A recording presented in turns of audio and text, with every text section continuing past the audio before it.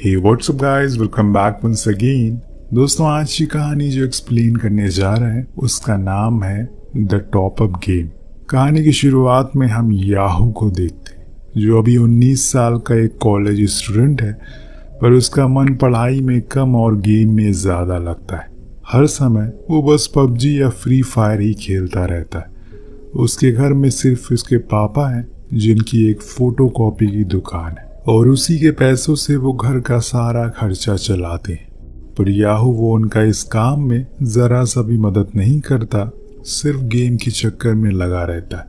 अब एक दिन तो जब उन्होंने कुछ फ़ोटो शीट लेने के लिए उसे भेजा तो वहाँ जाने के बजाय रास्ते भर वो गेम खेलता रहता है, जिस चक्कर में यहाँ उसके पापा का बहुत नुकसान हो जाता है क्योंकि वो उस सामान को टाइम पर डिलीवर नहीं कर पाते, जिस चीज़ को लेकर वो फाइनली आज उसे सुना ही देते हैं कि कब तक ऐसे ही चलता रहेगा।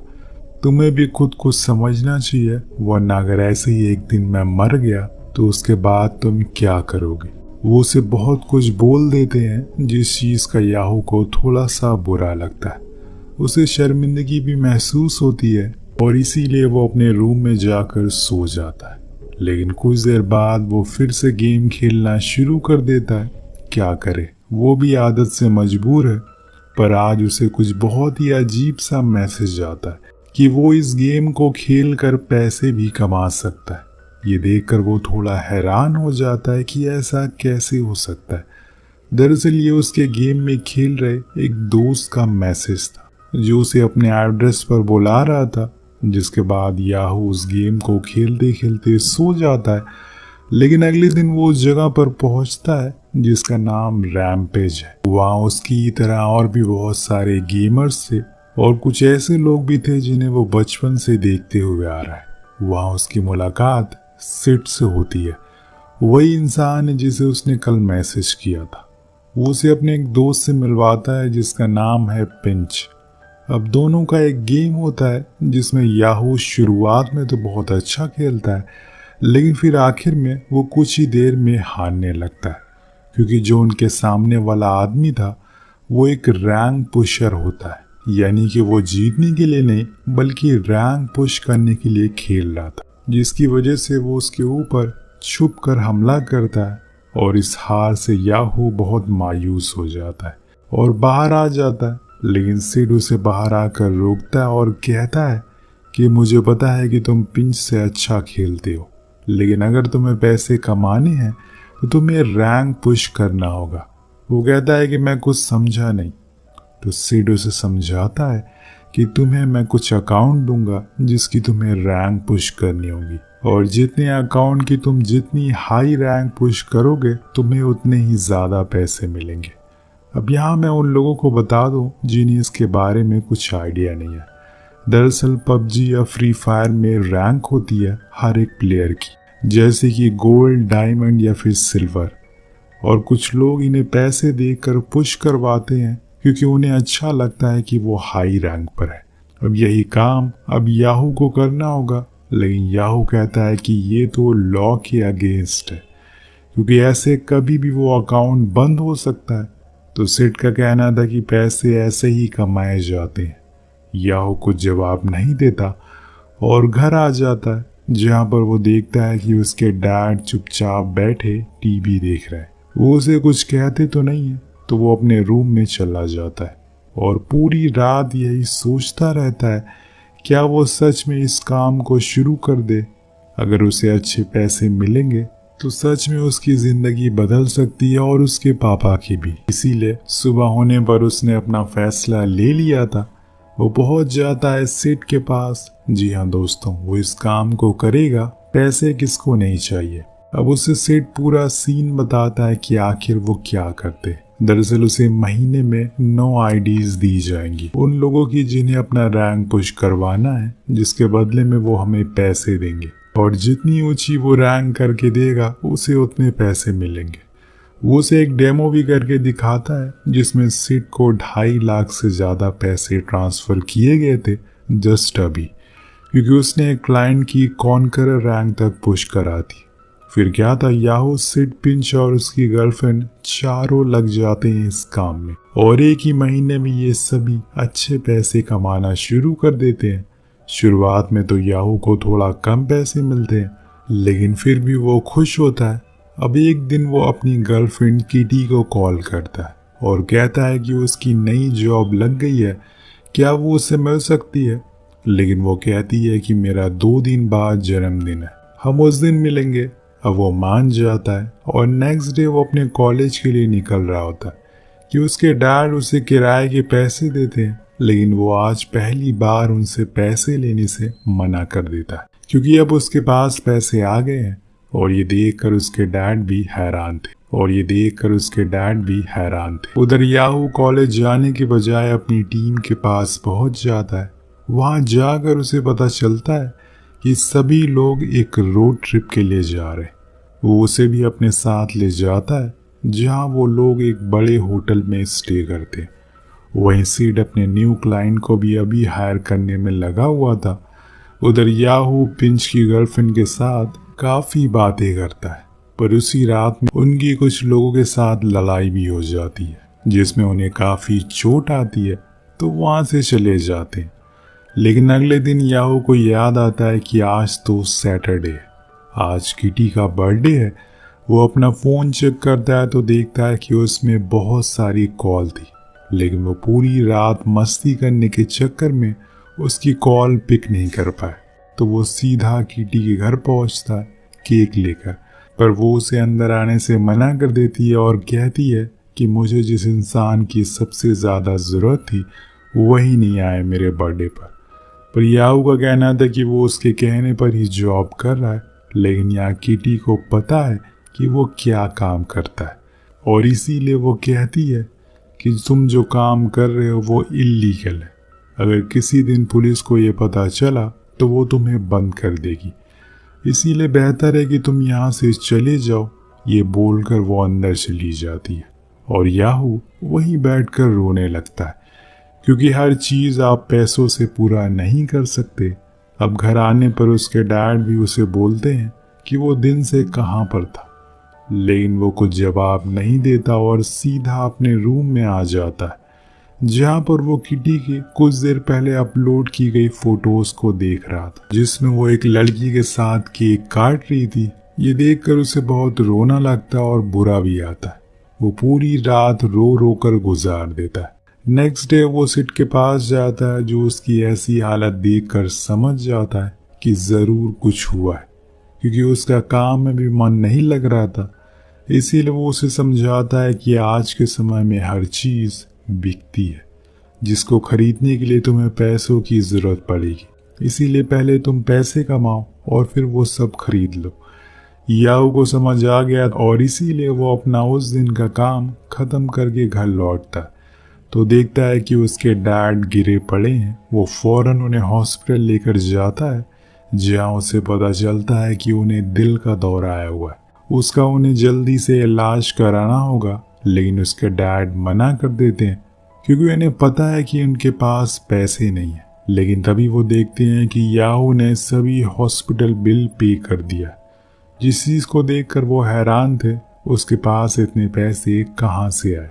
तब याहू उन्हें सब कुछ बता देता और कहता है कि उसने अपने हुनर के जरिए पैसे कमाए, इसमें कोई गलत नहीं है। उसके डैड कहते हैं कि ठीक, तुम्हारे मन में जो है वो करो, लेकिन मुझसे किसी भी तरह की कोई उम्मीद मत रखना। कुछ दिन बाद उसके पास सेठ का कॉल आता है, जो उसे यहाँ आने को कहता है।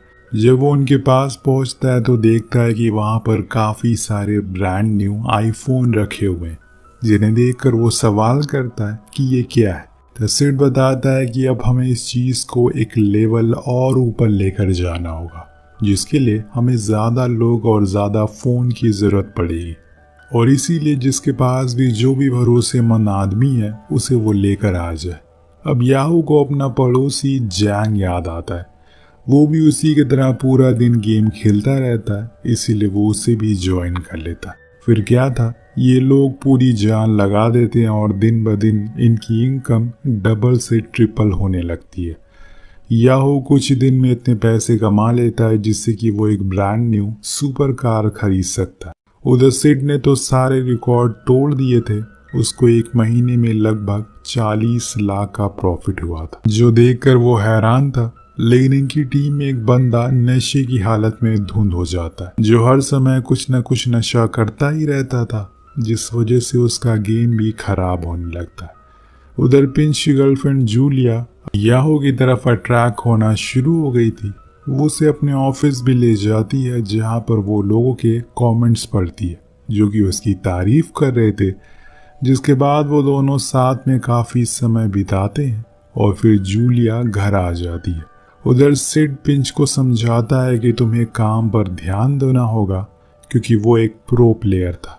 लेकिन वो कहता है कि अब उसे ये काम नहीं करना, तो सिड उसे ज़्यादा पैसे ऑफर करता है और उससे वो मान जाता है। जिसके बाद ये लोग काफ़ी चिल हो जाते हैं। सभी अपने अपने पैसों से मौज काट रहे थे और एक लग्जीरियस लाइफ जी रहे थे। जो मन में हो रहा था वो खरीद रहे थे। लेकिन दोस्तों, हमेशा अच्छा समय नहीं चलता और एक दिन इनके साथ एक गड़बड़ हो जाती है। एक दिन एक क्लाइंट की इनके पास कॉल आती है, जो उन्हें बताता है कि उनकी वजह से उसकी आईडी ब्लॉक हो गई। सिड गुस्से में आ जाता है और सभी को बुलाता है, जिसमें याहू को वो पड़ोसी भी था। पिंच सारा इल्जाम उस पर डाल देता है कि उसकी वजह से ये हुआ है, यहाँ तक कि वो उसे मारता भी है। लेकिन फिर याहू आकर उसे रोकता है और कहता है कि वो अभी बच्चा है। तब सिड को याद आता है कि वो आईडी तो खुद पिंच ने हैंडल करी थी, इसीलिए वो उसे डांटता है, जो बात उसे पसंद नहीं आती। वो उस काम को छोड़कर चला जाता है। लेकिन वो क्लाइंट सेम उसी आईडी की डिमांड कर रहा था, वो भी उसी रैंक के साथ, जो इतनी जल्दी बनाना आसान नहीं है। इसीलिए सिड याहू की आईडी उसे दे देता है, जो चीज़ उसे अच्छी नहीं लगती, क्योंकि उसने इस पर कई सालों से काम किया है और आज वो किसी और की हो गई। लेकिन वो कुछ बोल भी नहीं सकता। वहीं सिड ने उसके पड़ोसी को भी काम से निकाल दिया है, क्योंकि अभी वो बच्चा है। कुछ समय के बाद जब याहू फिर से दूसरी आईडी बनाता है, लेकिन अब वो एक बिगनर की थी, सब कुछ उसमें नया था। अब उसको ऐसे उदास देखकर जूलिया उसके पास आती है, उसे एक जगह लेकर जाती है जहां पर कई सारे पबजी टीम के मेंबर लाइव मैच खेल रहे थे, जिसको जीतने पर उन्हें अच्छे पैसे मिलेंगे और ये काम एकदम लीगल था। याहू उन टीम को देखकर कुछ सोचने लगता है और कुछ देर तक कुछ नहीं बोलता। जिसके बाद वो दोनों घर आ जाते हैं, जहां पर याहू पहली बार जूलिया के साथ इंटीमेट होता है। लेकिन अब उसे अपनी जिंदगी में बड़ा करना है, बहुत हो गया ये छोटे काम। इसीलिए वो इनिंग शार्क नाम की टीम के पास पहुंचता है बिना किसी को बताए। वहां उसने ज्वाइनिंग का फॉर्म भी भर दिया था। वहीं दूसरी ओर सिड के पास लगातार काम आया जा रहा था, लेकिन अब उसके पास लोग कम हैं, इसीलिए वर्क काफी स्लो हो गया और उसे पैसे भी चाहिए। इसी दौरान वो पिंच की आईडी खोलता है और देखता है कि वो रैंक पुश करने वाला काम अब खुद की टीम बनाकर कर रहा है। मतलब वो उसे धोखा दे रहा है, जिस चीज को देखकर उसका खून खौल जाता है। वो सीधा पहुंचता है उसके अड्डे पर, जहां पर वो उसका कॉलर पकड़ते हुए कहता है कि तुम मुझसे ही काम सीख कर आज मेरे ही क्लाइंट को अपनी ओर कर रहे हो। ये चीज बंद कर दो, वरना बहुत बुरा होगा। अब सीन शिफ्ट होता और हम याओ को देखते हैं, जो हॉस्पिटल में था, क्योंकि उसके डैड की तबीयत फिर से बिगड़ गई है। वो अब क्या करे, उसे कुछ समझ नहीं आ रहा है। डॉक्टर बताते हैं कि उसके पास 2 हफ्ते का समय है, तब तक अगर ऑपरेशन नहीं हुआ तो उनकी जान भी जा सकती है। और अब याहू के पास जो पैसे थे वो भी खर्च हो चुके हैं। याहू उनसे पूछता है कि इसमें कितने पैसे लगेंगे, तो वो बताते हैं कि लगभग 13 लाख। ये सुनकर वो हैरान हो जाता है कि इतने पैसे वो कहाँ से लेकर आएगा। अब नेक्स्ट डे उसके पास वो इनिंग शार्क वालों का कॉल आता है, जो उसे बताते हैं कि उसे ट्रेनिंग के लिए सेलेक्ट किया गया, जिसके लिए उसे यहाँ आना होगा। अब याहू चला जाता है, लेकिन वहाँ जाकर वो फोन में देखता है तो पता चलता है कि पिंच का एक्सीडेंट हो गया। उसकी हालत क्रिटिकल है और ये एक्सीडेंट किसी और ने नहीं, बल्कि याहू के पड़ोसी उस बच्चे ने करवाए। जी हाँ दोस्तों, वो भले ही छोटा है, लेकिन उसके कॉन्टैक्ट बहुत बड़े बड़े लोगों से।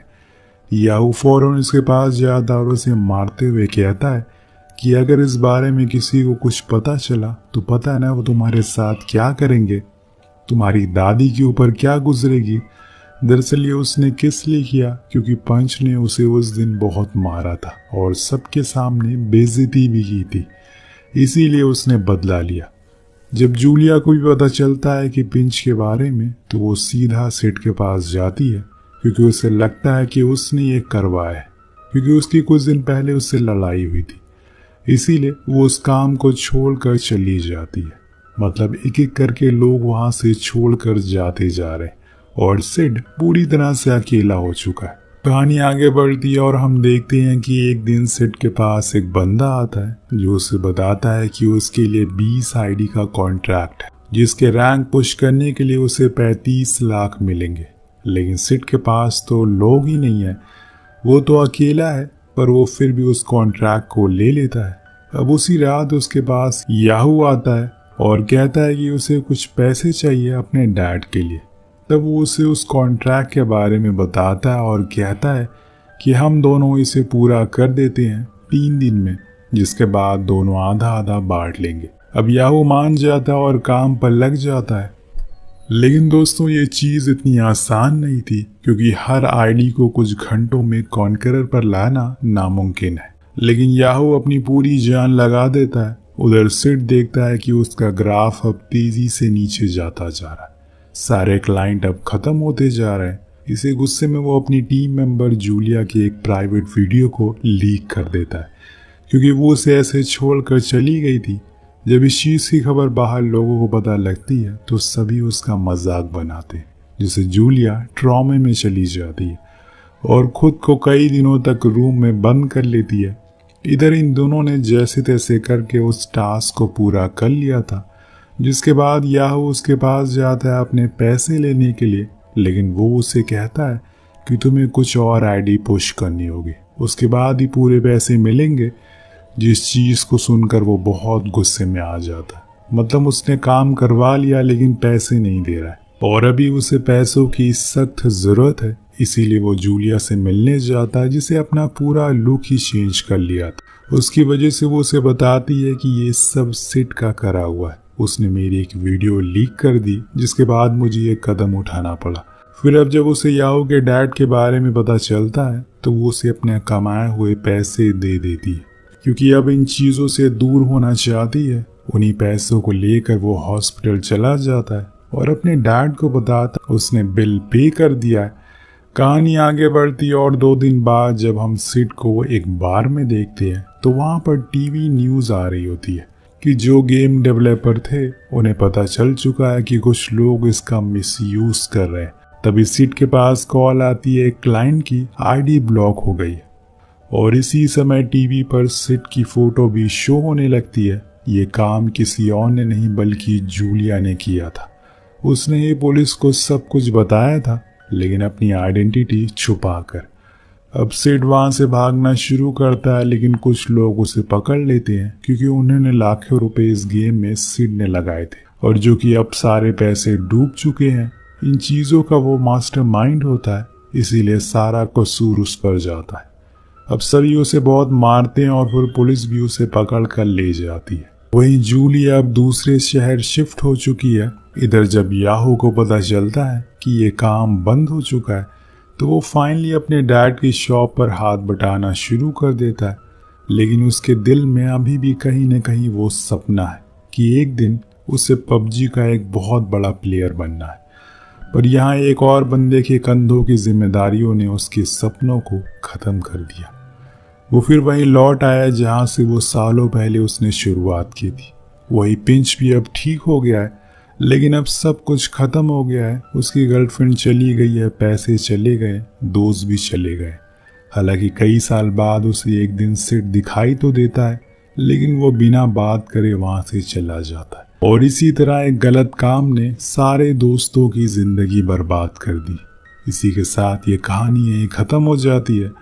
तो दोस्तों, आपका फेवरेट गेम कौन सा है नीचे कमेंट करके ज़रूर बताएगा। मिलते हैं अगले वीडियो में।